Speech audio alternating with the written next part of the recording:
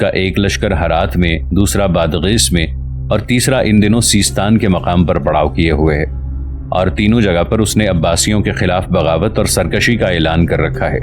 یہاں تک کہنے کے بعد محمد بن اشد رکا، تب اقلیمہ فکر مندی سے اس کی طرف دیکھتے ہوئے کہنے لگی، آپ اور بھائی خازم بن خزیمہ کب تک یہاں سے روانہ ہوں گے؟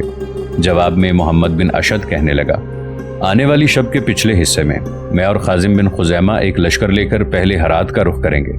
استاد سیس بذات خود ان دنوں بادغیس کے مقام پر جو لشکر ہے اس کے ساتھ قیام کیے ہوئے ہے۔ منصور کے ساتھ اور سارے سالاروں کی موجودگی میں جو فیصلہ ہوا ہے اس کے مطابق میں اور بھائی خازم بن خزیمہ لشکر لے کر پہلے ہرات میں جو استاد سیس کا لشکر ہے اس سے ٹکرائیں گے۔ مجھے امید ہے اس لشکر کا خاتمہ کرنے کے بعد ہم سیستان کا رخ کریں گے۔ سیستان میں استاد سیس کے حامیوں سے نمٹنے کے بعد آخر میں ہم بادغیس کا رخ کریں گے، جہاں استاد سیس بذات خود ایک بہت بڑے لشکر کے ساتھ قیام کیے ہوئے ہے۔ یہاں تک کہنے کے بعد محمد بن اشد جب خاموش ہوا تب اقلیمہ پھر بول پڑی، اس کا مطلب ہے لشکر میں لشکریوں اور سالاروں کے اہل خانہ اور بیویوں کو نہیں رکھا جائے گا۔ جواب میں مسکراتے ہوئے محمد بن اشد نے نفی میں گردن ہلائی، پھر کہنے لگا، اقلیمہ یہ بڑی کٹھن مہم ہے، لشکر میں کوئی بھی خاتون شامل نہیں ہوگی، اور پھر ہم نے 3 جگہ ضرب لگانی ہے اور بڑی برق رفتاری سے حرکت میں آنا ہے۔ پہلے ہرات کا رخ کریں گے، اس کے بعد سیستان کے اندر استاد سیس کے لشکر سے نمٹنے کے بعد ہمیں بادغیس کا رخ کرنا ہوگا۔ یہ ٹکراؤ بڑا بھیانک بھی ہو سکتا ہے، اور اگر ہم کامیاب ہوتے ہیں تو استاد سیس کوہستانی سلسلوں میں رہتے ہوئے ہمارے ساتھ جنگوں کو طول دینے کی بھی کوشش کر سکتا ہے۔ ایسی صورت میں اگر ہم عورتیں اپنے ساتھ رکھتے ہیں تو نہ صرف ان عورتوں کے لیے خطرات اٹھ سکتے ہیں بلکہ ہمارے لشکر کے لیے بھی جگہ جگہ مسائل کھڑے ہو سکتے ہیں، اس سے لشکر کی کارکردگی متاثر ہوگی۔ اس پر اقلیمہ اپنی جگہ پر اٹھ کھڑی ہوئی اور کہنے لگی، عشاء کی اذان ہو گئی ہے، چلیں نماز پڑھ لیں، اس کے بعد میں آپ کے لیے زاد راہ کے علاوہ دوسری تیاری کرتی ہوں۔ محمد بن اشد نے اس سے اتفاق کیا۔ وہ حارث بن لبید اور بشار بن حارث عشاء کی نماز ادا کرنے کے لیے مسجد کی طرف چلے گئے تھے، جبکہ دوسرے کمرے میں جا کر اقلیمہ، نابغہ بنت علقمہ اور خنسہ بنت حارث عشاء کی نماز ادا کرنے لگی تھیں۔ اسی رات کے پچھلے حصے میں محمد بن اشد اور خازم بن خزیمہ ایک خاصا بڑا لشکر لے کر بغداد سے کوچ کر گئے تھے۔ خازم بن خزیمہ اور محمد بن اشد نے ہرات کا رخ کیا تھا۔ ہرات کا شمار ان قدیم شہروں میں ہوتا تھا جس کا پارسیوں کی مذہبی کتاب اوستا کے زمانے میں بھی موجود تھا۔ مجوسیوں کی اسی کتاب میں ہرات کے قیام کی جو داستان بیان کی گئی ہے، اگرچہ اس پر اعتماد نہیں کیا جا سکتا مگر اس سے یہ ضرور پتہ چلتا ہے کہ یہ شہر ماقبل تاریخی آثار سے تعلق رکھتا ہے۔ اس سے بھی انکار نہیں کیا جا سکتا کہ ہرات کا شہر ایسی جغرافیائی حالت میں ہے جو چند مختلف ممالک کو ایک دوسرے کے ساتھ ملاتا ہے، اور ساتھ ہی یہاں کی خوشگوار آب و ہوا نے بھی اس کو زیادہ اہمیت دے دی ہے۔ مورخ فریر لکھتا ہے کہ ہرات کے دلفریب ماحول کے باعث ایران کے بادشاہوں کی توجہ ہمیشہ اس کی طرف مبذول رہی۔ کوئی شہر بھی اس جیسی عسکری اور تجارتی اہمیت کا حامل نہیں تھا، اور اس علاقے جیسا کوئی زرخیز بابرکت علاقہ بھی نہیں تھا۔ عربوں نے جب سے ہرات کو فتح کیا تھا اور اس کی اہمیت اور مرکزی حیثیت میں کوئی فرق نہیں پڑا تھا۔ عباسی خلافہ کی شان و شوکت جو ہی کمزور پڑی تو خراسان میں طوائف الملوکی کا سلسلہ شروع ہو گیا تھا، جس کے نتیجے میں کئی خود مختار، نیم خود مختار امراء نمودار ہو گئے۔ ہرات کو شہرت اور سیاست کے لحاظ سے بلند مقام حاصل رہا ہے۔ تمام مورخوں اور مسلمان جغرافیہ دانوں کو اس سے اتفاق رہا ہے کہ مذکورہ شہر نہایت اہمیت کا حامل ہوا کرتا تھا۔ اس کی آبادی تمام خراسان کے شہروں سے زیادہ تھی۔ زمین نہایت زرخیز تھی، تجارت اور کاروبار کا مرکز تھا، امراء، عالم فاضل لوگوں سے پر رہتا تھا۔ مورخ ابن رستہ کہتے ہیں کہ ہرات کا شہر بہت بڑا تھا، وہاں 400 بڑے اور چھوٹے گاؤں تھے۔ ہر گاؤں میں 47 بڑے گھر یا خاندان تھے اور ہر گھر میں 10 سے لے کر 20 تک افراد تھے۔ ہرات خراسان کا سب سے چھوٹا شہر تھا۔ سارے خراسان، ماور النہر، مرو، بجستان اور جبال کے علاقے میں اس جیسا کوئی بڑا شہر نہیں تھا۔ کسی مسجد میں بھی ہرات کی مسجد جیسا بڑا اجتماع نہیں ہوتا تھا۔ ایران کے ساز و سامان اور تجارتی مال و اسباب کے ذخیرے خراسان یعنی ہرات میں ہی رکھے جاتے تھے۔ المقدسی لکھتا ہے کہ ہرات ارد گرد کے علاقوں کا بوستان ہے، آبادی زیادہ ہے، اس کی عمارتیں قطار در قطار ملی ہوئی ہیں، اس کے گاؤں بڑے ہیں، لوگ چست اور چالاک ہیں اور ادبی ذوق کے حامل ہیں۔ ناظرین، آگے بڑھنے سے پہلے کامنٹ سیکشن میں ہمیں اپنی آراء سے ضرور آگاہ کیجیے گا کہ آپ کو ہماری یہ سیریز کیسی لگ رہی ہے۔ آئندہ آنے والی اقساط سے باخبر رہنے کے لیے ہمارے چینل کو سبسکرائب کر لیں اور ساتھ موجود بیل آئیکن کو ضرور کلک کر لیں۔ شکریہ۔ مورخین یہ بھی لکھتے ہیں کہ یہاں کئی قسم کی مٹھائیاں اور اعلیٰ پارچہ جات بنتے تھے اور مختلف ملکوں کو بھیجے جاتے تھے۔ جغرافیہ دان یاقوت لکھتا ہے کہ جب وہ 607 ہجری میں خراسان میں تھا تو وہاں کوئی شہر بھی آبادی، خوبصورتی، عظمت اور شہرت کے لحاظ سے ہرات کا ہم پلہ نہ تھا۔ وہاں باغات اور چشموں کی فراوانی تھی۔ لوگ نہایت مالدار، فاضل، دانشمند، متمول حیثیت کے مالک تھے۔ اکثر بڑے علماء اور اہم شخصیات کا تعلق ہرات ہی سے ہوتا ہے۔ 1231 عیسوی میں جب ہرات پر منگولوں کا حملہ ہوا تو 1,90,000 جنگجو جوان ہرات سے منگولوں کا مقابلہ کرنے کو نکلے۔ مورخین کہتے ہیں کہ اس سے اندازہ ہو سکتا ہے کہ ہرات کا شہر اور اس کا گرد و نواح کس قدر پر جمعیت رہا ہوگا۔ منگولوں کے حملوں کے بعد جب اس شہر کا نظم و نسق امرائے کرت کے ہاتھ پہنچا تو انہوں نے ہرات کو اپنا تخت قرار دیا اور انہوں نے آبادی کی ترقی کے لیے بہت کوشش کی۔ منگولوں کے حملوں سے جو علاقے ویران ہوئے تھے ان کو پہلے سے بہتر طور پر آباد کیا گیا۔ خوبصورت نقش و نگار والی عمارتیں تعمیر ہوئیں۔ اس کے باوجود کہ فنی و علمی میدان میں ترقی کی بہت کوشش کی گئی مگر ان کی ان نمایاں خدمات کی قدردانی نہ ہوئی۔ اس شہر کی خوبصورتی، اس کے باغات اور اس کے حسن کا اندازہ اس سے بھی لگایا جا سکتا ہے کہ مشہور سامانی حکمران امیر نصر جب اپنے مرکزی شہر بخارا سے ہرات آیا اور جلد واپس لوٹ جانا چاہتا تھا، لیکن ہرات کی آب و ہوا کی لطافت اور میووں کی فراوانی اس کے آڑے آ گئے۔ چنانچہ وہ ہرات میں چند یوم قیام کرنے کے لیے آیا تھا، لیکن تقریباً 4 سال وہاں قیام کیے رہا، حتیٰ کہ اس کے درباری وزیر تنگ پڑ گئے کہ بادشاہ کب اپنے مرکزی شہر کو جائے گا، لیکن بادشاہ واپسی کا نام ہی نہیں لے رہا تھا۔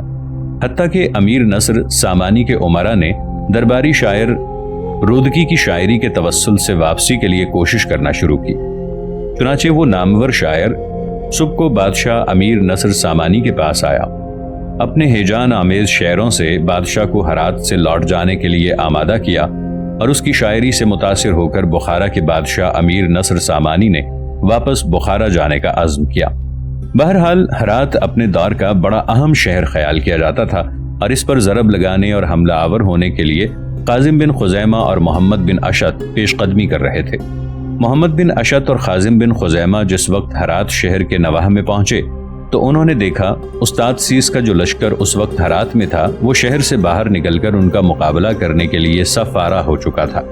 قاسم بن خزیمہ اور محمد بن اشعت دونوں نے اپنے آگے آگے جو مخبر پھیلائے تھے انہوں نے پہلے ہی ان دونوں کو اطلاع دے دی تھی کہ جو ہی وہ ہرات شہر میں پہنچیں گے وہاں جو نبوت کا دعویٰ کرنے والے استاد سیس کا لشکر ہے وہ شہر سے باہر نکل کر ان کے مقابلے کی ابتدا کر دے گا۔ چنانچہ ہرات کے نواح میں استاد سیس کے اس لشکر کے سامنے جا کر دونوں نے پڑاؤ کیا۔ اس کے بعد دونوں اپنے لشکر کی صفیں درست کرنے لگے تھے۔ استاد سیس کے لشکر میں کچھ دیر تک ہولناک انداز میں طبل بجتے رہے۔ اس کے بعد انہوں نے اپنے کام کی ابتدا کی۔ چنانچہ استاد سیس کے پیروکار اپنے پاؤں تلے روند دینے والی موج در موج قہرمانیوں، رگ رگ میں بربادی کے بھنور پھیلاتی بے ضمیری کی کثافتوں، ہر شے کی ہستی کے منطقوں میں سنگ و خشت کی برسات برساتے پھرتے کھولتے طوفانوں کی طرح آگے بڑھے۔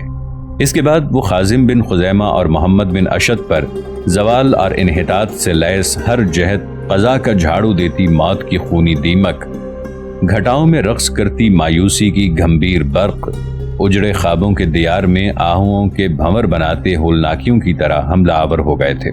استاد سیس کے اس لشکر کے ساتھ ہی قاسم بن خزیمہ اور محمد بن اشعت نے بھی اپنے کام کی ابتدا کی۔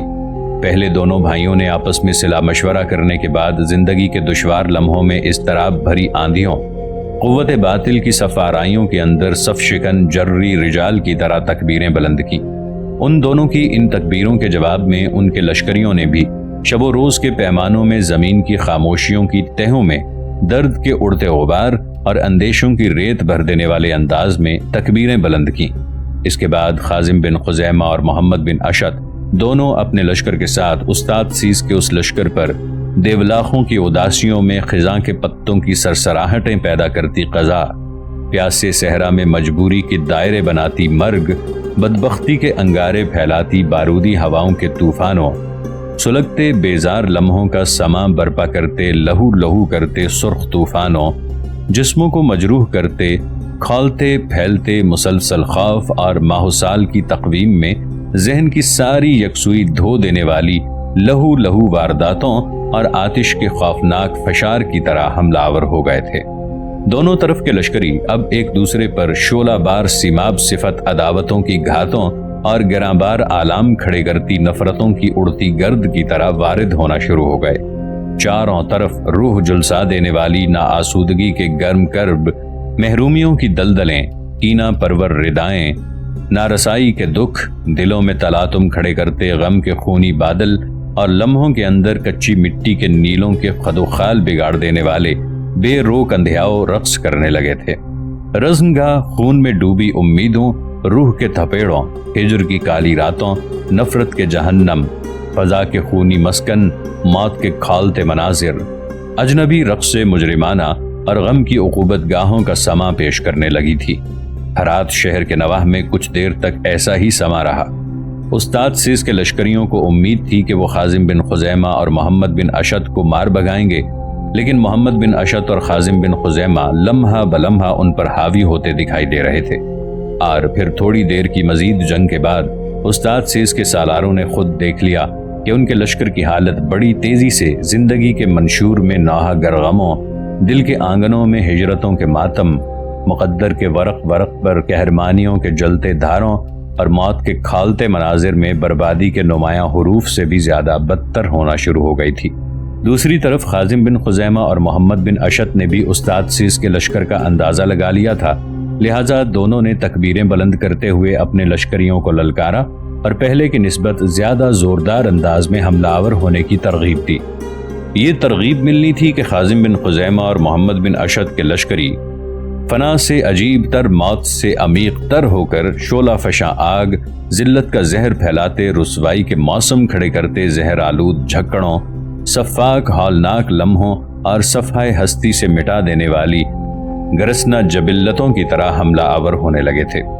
उस्ताद सीस के सालारों और उसके लश्करियों ने हरात शहर के नवा में अपनी तरफ से पूरी कोशिश की कि किसी न किसी तरह जंग का पांसा पलटने की कोशिश करें और खाजिम बिन खुजैमा और मोहम्मद बिन अशद को पसपा होने पर मजबूर कर दें, लेकिन वो बुरी तरह नाकाम हुए और अब सूरत हाल ये पेश आ गई कि वो खुद आहिस्ता आहिस्ता पीछे हटने लगे थे।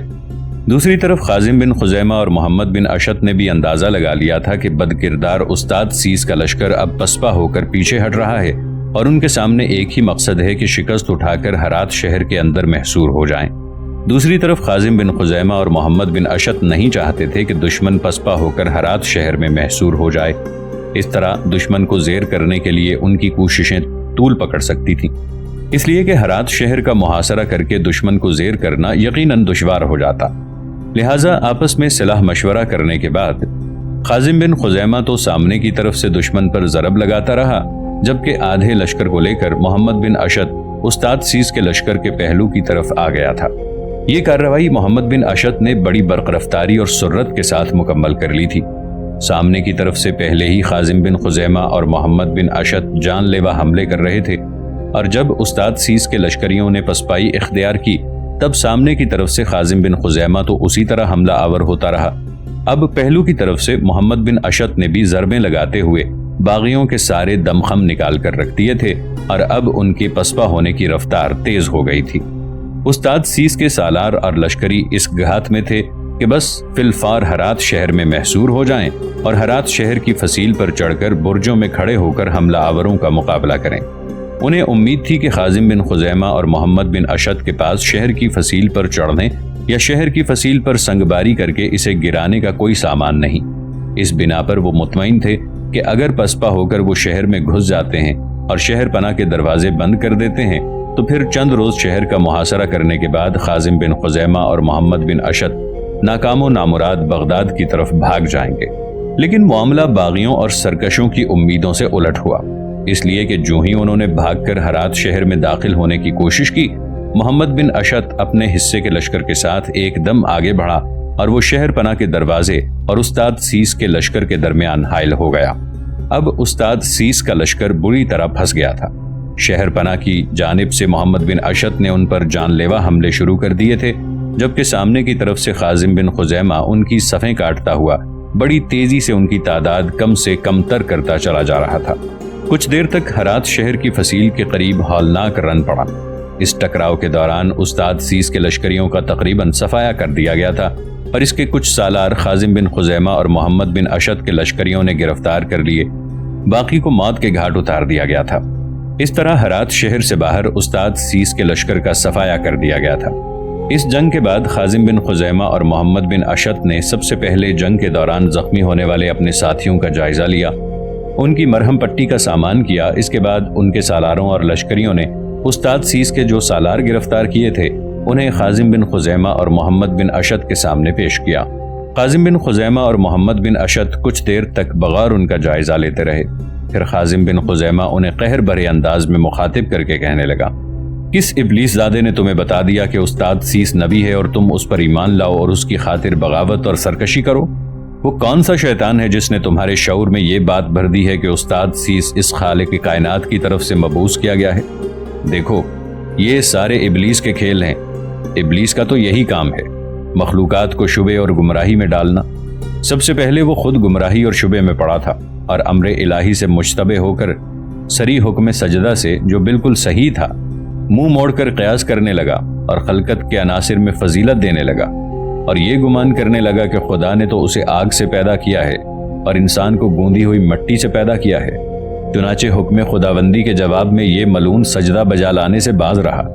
اس سے کچھ نہ ہوا سوائے اس کے کہ شیطان نے خود اپنے نفس کو دائمی لعنت اور عذاب سے خار کیا، حالانکہ وہ اپنے نزدیک اپنے نفس کی بزرگی کرنا چاہتا تھا، اور اب خداوند قدوس سے مہلت ملنے کے بعد وہ اپنے بندوں کو اپنی راہ پر چلانے کے لیے کوشاں رہتا ہے۔ تمہارا رہنما اور راہبر استاد سیس خود ایک گمراہ ابلیس صفت اور شیطان کے اعمال پر کام کرنے والا انسان ہے، بھٹکا ہوا ہے، ملعون اور لعنت زدہ ہے۔ تم لوگوں نے اس کی پیروی کرنے کی ٹھان لی۔ دیکھو، جو لوگ نیکی کا کام کرتے ہیں، اپنے خداوند قدوس کے بتائے ہوئے راستے پر چلتے ہیں، شیطان بھی انہیں گمراہ نہیں کر سکتا۔ تمہارے سامنے ایک مثال پیش کرتا ہوں۔ روایت ہے کہ شیطان کا گزر ایک جماعت پر ہوا جو ذکر الہی میں مشغول تھی۔ اس نے ان کو فتنہ ڈالنا چاہا مگر تفرقہ پردازی نہ کر سکا۔ پھر وہی شیطان اور ابلیس کچھ اور لوگوں میں آیا جو دنیا کی باتیں کر رہے تھے، چنانچہ اپنے حربوں سے ان کو بہکایا۔ وہ اس کے بہکاوے میں آ گئے، یہاں تک کہ کشت و خون ہونے لگا۔ خدا کا ذکر کرنے والے لوگ ان میں بیچ بچاؤ کرانے کے لیے اٹھے اور اس طور ان میں تفرقہ پڑ گیا۔ میں تمہارے سامنے شیطان اور ابلیس کی ایک اور مثال پیش کرتا ہوں، اس لیے کہ تمہارا راہبر اور رہنما استاد سیس بھی ایک ابلیس اور شیطان ہے۔ اللہ کے نبی حضرت نوح علیہ السلام جب اپنے ساتھیوں کے ساتھ کشتی میں سوار ہوئے تو کشتی میں ایک انجان بوڑھے کو دیکھ کر جان گئے کہ وہ شیطان ہے۔ چنانچہ اسے مخاطب کر کے کہا، تو کیوں آیا؟ اس نے جواب دیا کہ میں تمہارے ساتھیوں کے دلوں کو قابو کرنے آیا ہوں تاکہ ان کے دل میرے ساتھ ہوں اور جسم تمہارے ساتھ۔ اس پر حضرت نوح علیہ السلام نے فرمایا، اے خدا کے دشمن، نکل جا۔ جواب میں ابلیس بولا کہ میرے پاس 5 چیزیں ہیں جن میں سے لوگوں کو ہلاک کرتا ہوں، ان میں سے 3 تمہیں بتاؤں گا اور 2 تم سے نہیں کہوں گا۔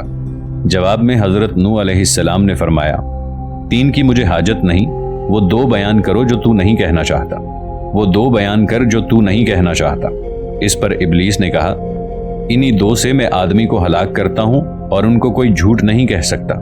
ان میں سے پہلی حسد ہے، اس کی وجہ سے ہی میں ملعون ہوا اور شیطان مردود کہلایا۔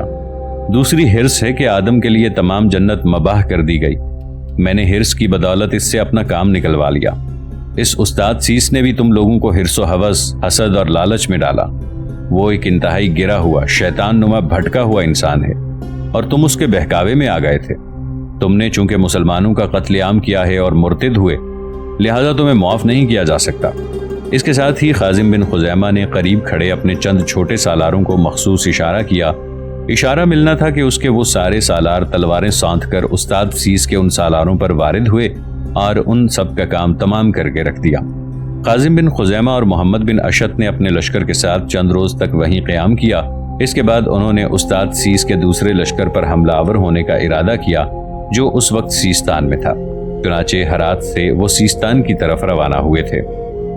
ہرات میں استاد سیس کے لشکر کا خاتمہ کرنے کے بعد اسی انداز اور اسی طرح خازم بن خزیمہ اور محمد بن اشد سیستان میں جو استاد سیس کا لشکر تھا اس سے ٹکرائے۔ इस टकराव के नतीजे में भी उस्ताद सीस के लश्कर को बदतरीन शिकस्त हुई। अक्सरियत का कत्लेआम कर दिया गया और जो बच निकलने में कामयाब हो गए वो इस लश्कर की तरफ भागे जिसमें उस्ताद सीस बजाते खुद मौजूद था।